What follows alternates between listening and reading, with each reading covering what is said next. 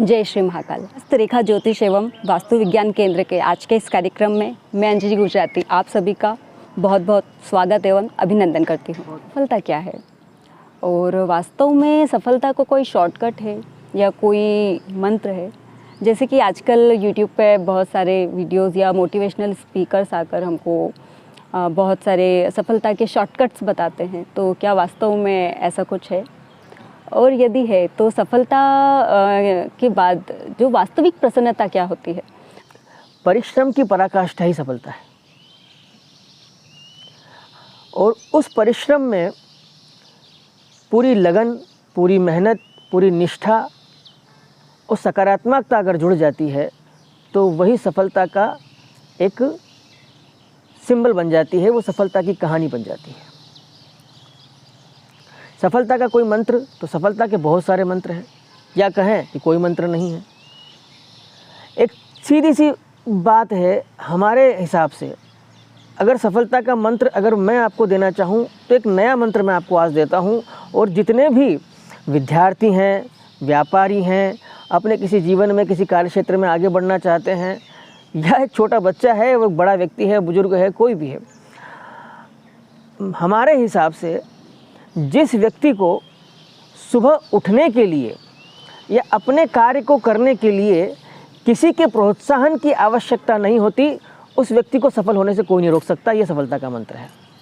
मतलब अगर आपको सुबह 6 बजे कहीं जाना है और आपको किसी के उठाने की आवश्यकता नहीं पड़े, आपको किसी को जगाने की आवश्यकता नहीं पड़े, तो ये मान लीजिए कि आप अपने गंतव्य तक सही समय पर पहुंच जाएंगे।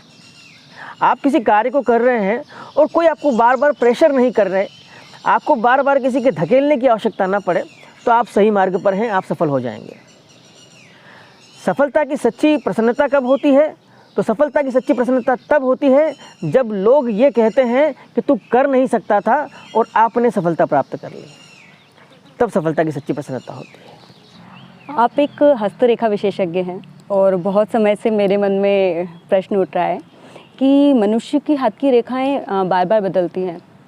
बहुत से लोग अलग अलग जानकारी देते हैं, 21 बार बदलती है या जो भी है। तो वास्तव में क्या मनुष्य के जो हस्तरेखाएं होती हैं उसमें कोई परिवर्तन आता है, बदलती है? और क्या उससे भाग्य पर भी कोई प्रभाव पड़ता है? सबसे पहले तो हमारा शरीर है, इसमें स्वाभाविक सी बात है, बच्चा जन्म लेगा, फिर उसका किशोर अवस्था में आएगा, युवा अवस्था में आएगा, प्रौढ़ अवस्था में आएगा, वृद्धावस्था में आएगा एक मनुष्य, तो स्वाभाविक सी बात है शरीर में परिवर्तन होता है। कोई जो शिशु जन्म लेता है वो अगर 25 साल का हो जाएगा तो क्या वही हाइट हेल्थ रहेगी? बिल्कुल नहीं रहेगी।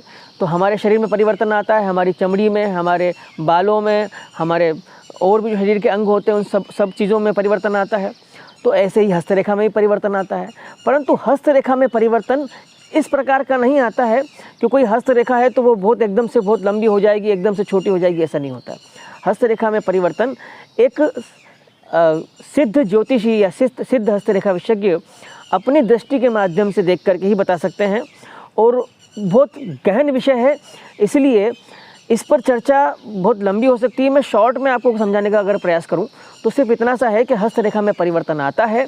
जैसे जैसे हमारे कर्म होते जाते हैं वैसे वैसा ही हमारा भाग्य होता जाता है, क्योंकि दोनों कर्म और भाग्य दोनों एक दूसरे के पूरक हैं, साथ चलते हैं, स्वाभाविक सी बात है। और इसके अंदर अगर हम एक चीज़ और अगर कहें कि हस्तरेखा कितनी बार बदलती है, तो इसकी कोई गिनती नहीं है।